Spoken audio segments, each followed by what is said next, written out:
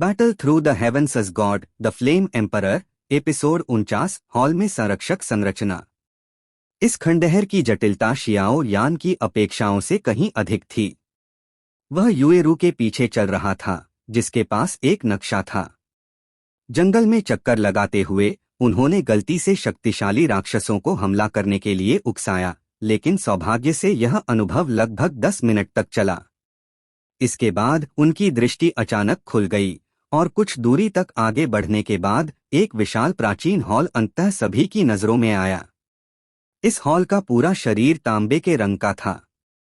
अनगिनत वर्षों ने इस तांबे के रंग को और भी गहरा कर दिया था।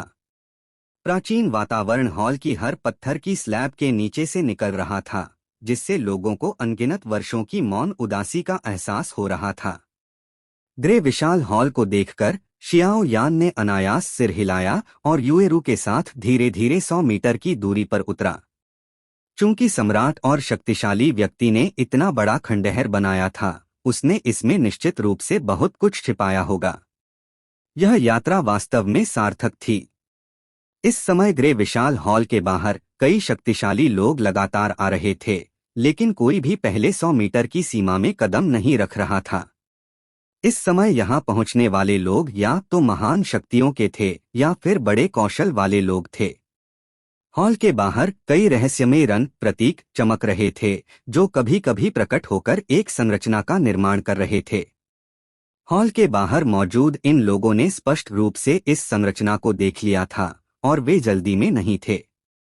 शियाओ यान भी स्वाभाविक रूप से जल्दी में नहीं था। इतने समृद्ध खजाने के लिए अगर कोई रक्षात्मक उपाय नहीं होते तो केवल मूर्ख ही इसे मानता। जब शियाओ यान अपनी बाहें मोड़कर शांति से इंतजार कर रहा था, तभी उसे अचानक एक ठंडी नजर महसूस हुई। तुरंत उसने अपनी भौहें उठाईं और अपनी नजर को उस ठंडी नजर की दिशा में मोड़ा और तुरंत उस स्थान पर ध्यान केंद्रित किया जहां से यह ठंडी नजर आ रही थी। ठंडी नजरों का मालिक एक शानदार कपड़ों में सजा हुआ व्यक्ति था, जिसके भौहों के बीच एक कुलीन स्वभाव था जो सामान्य लोगों को सीधे देखने की हिम्मत नहीं करने देता था, और उसके लंबे बहते हुए बाल उसे और भी अभिमानी बनाते थे। इस अपरिचित चेहरे को देखकर युएरू ने अनायास अपनी उंगलियों को शियाओ यान के साथ रगड़ा, लेकिन उसे यहाँ उससे मिलने की उम्मीद नहीं थी। यह वुचेंग का वुहवान है, युएरू ने धीरे से कहा। ओह, क्या यह वह व्यक्ति है जिसके पास महान सौभाग्य जीतने की सबसे अधिक संभावना है? शियाओ यान ने भी अपनी भौहें थोड़ा सिकोड़ लिया। 3 सितारा डौदी का अंतिम चरण। वह वास्तव में उससे 2 स्तर ऊपर था। इस छोटे से 2 स्तर के अंतर को देखकर पहले स्तर के बीच अभी भी एक अपूरणीय अंतर था, जो बहुत बड़ा था। शियाओ यान की वर्तमान ताकत के साथ भी इसे संभालना थोड़ा मुश्किल था। शियाओ यान को इस तथाकथित वुहवान के शरीर से खतरे का एहसास हुआ, लेकिन शियाओ यान भी डरता नहीं था और तुरंत उसने अपना सिर घुमाकर वुहवान के पास मौजूद लोगों को देखा। वुहवान के पास कई लोग थे, जिनमें फेंगलेचेंग और उसका समूह शामिल था। इस समय इस समूह ने स्पष्ट रूप से शियाओ यान और अन्य लोगों को देख लिया था और उनकी आंखों में ठंडी चमक थी। यदि बड़ी मालकिन हमेशा शियाओ यान के साथ नहीं होती तो वह उस सोलोमन व्यक्ति से कभी नहीं मिलती, जिसके कारण अब बड़ी मालकिन की भावनाएं अस्थिर थीं। स्पष्ट रूप से सोलोमन के शक्तिशाली व्यक्ति का आत्मविनाश कम करके नहीं आंका जाना चाहिए, इसलिए वे शियाओ यान से नाराज थे। शियाओ यान की नजर इन लोगों पर घूमी और फिर अचानक फेंग यी के पास रुक गई। वहां एक सफेद बालों वाला व्यक्ति था जो लंबा और शानदार कपड़ों में सजा हुआ था। यह सफेद बालों वाला व्यक्ति बेहद सुंदर दिखता था। उसके चेहरे पर मुस्कान थी जिससे वह असाधारण लगता था और एक नज़र में पता चलता था कि वह कोई साधारण व्यक्ति नहीं था। येर, क्या यही वह व्यक्ति है जिसके बारे में तुमने कहा था कि उसके पास सम्राट की आत्मा होने का संदेह है? इस समय सफेद बालों वाले व्यक्ति ने भी शियाओ यान की ओर देखा और हल्के से मुस्कुराया। हाँ, और मैं महसूस कर सकती हूँ कि उसकी आत्मा की शक्ति मुझसे ज्यादा मजबूत है। फेंग यी ने अपने चांदी के दांत काटे, काफी अनिच्छुक थी। उनका फेंगलेचेंग हमेशा हवा और बिजली के गुणों की लड़ाई की भावना को विकसित करता रहा है। फेंग यी की पीढ़ी में, क्योंकि फेंग यी शहर के मालिक की इकलौती बेटी है, उसे शहर के मालिक का बहुत प्यार मिलता है। फेंग यी की आत्मा की ताकत बचपन से ही आश्चर्यजनक रूप से मजबूत रही है। वह एक शक्तिशाली 9वें स्तर की औषध निर्माता है, इसलिए फेंग यी आत्मा की शक्ति को विकसित करने में माहिर है और उसकी लड़ाई की भावना कमजोर है। खंडहर में आने के बाद उसने शुरू से ही शियाओ यान को देखा, इसलिए उसमें शियाओ यान के प्रति गहरी रुचि पैदा हुई। यहाँ तक कि फेंग यी की आत्मा की शक्ति के साथ वह महसूस कर सकती थी कि शियाओ यान भी एक औषध निर्माता था और उसका रिफाइनिंग स्तर निश्चित रूप से कम नहीं था। डौदी महाद्वीप में औषध निर्माताओं की संख्या बहुत कम थी। इसके अलावा फेंग यी अक्सर विंड एंड थंडर सिटी में अभ्यास करती थी और शायद ही बाहर जाती थी। शियाओ यान को देखकर उसका लगाव बहुत बढ़ गया और वह शियाओ यान के साथ एक उपयुक्त अवसर पर मुकाबला करना चाहती थी। यही पहले हुआ था।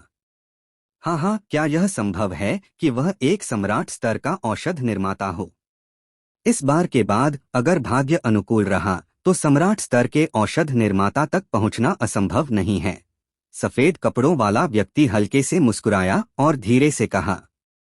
फेंग यी ने भी हल्के से सिर हिलाया। हालांकि शियाओ यान ने फेंग यी को अस्पष्ट रूप से काफी रुचि दी थी, लेकिन वह स्पष्ट रूप से पास के मुख्य हॉल में सृजन के प्रति अधिक रुचि रखती थी।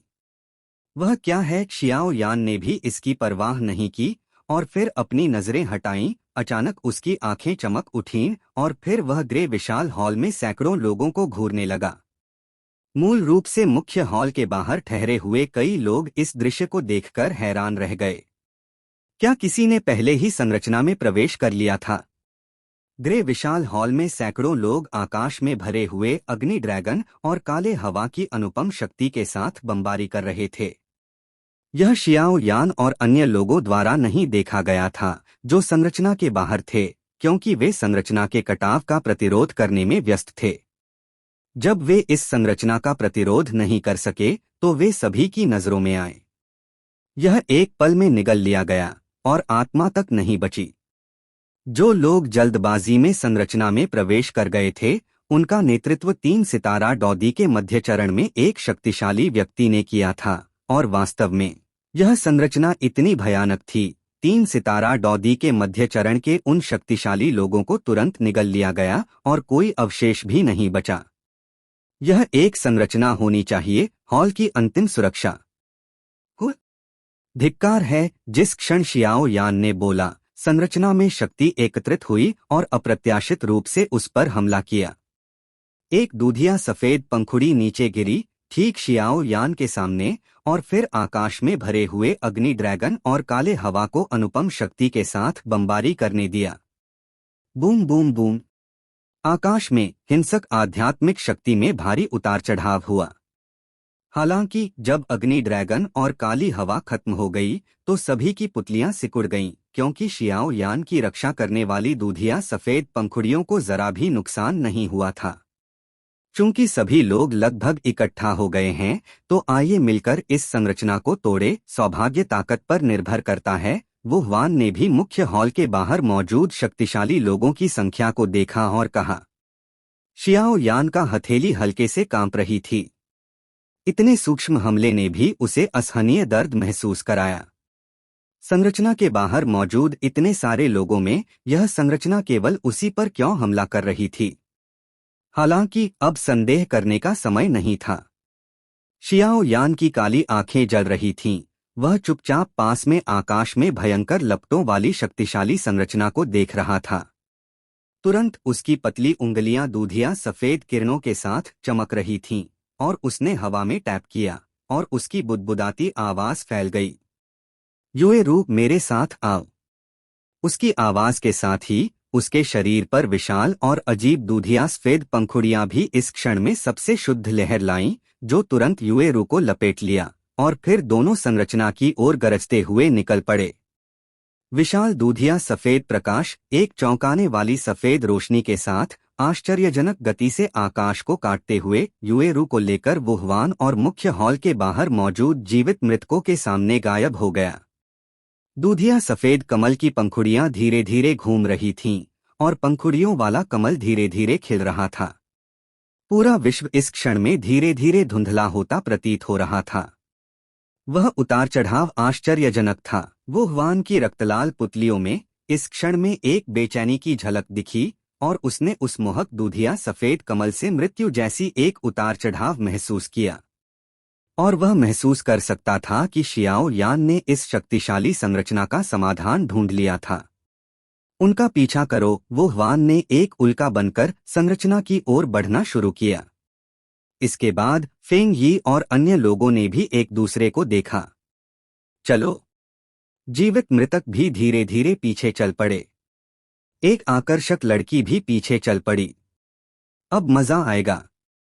इसके बाद मुख्य हॉल के बाहर मौजूद सभी लोग संरचना की ओर उड़ गए, क्योंकि सभी जानते थे कि सम्राट का महान सौभाग्य केवल एक कदम दूर था। संरचना में लपटें और काली हवा इसके बड़े मुंह में पागलपन से इकट्ठा हो रही थीं, और इसके परिणामस्वरूप आसपास की हवा विकृत हो रही थी। Please like and subscribe to my channel.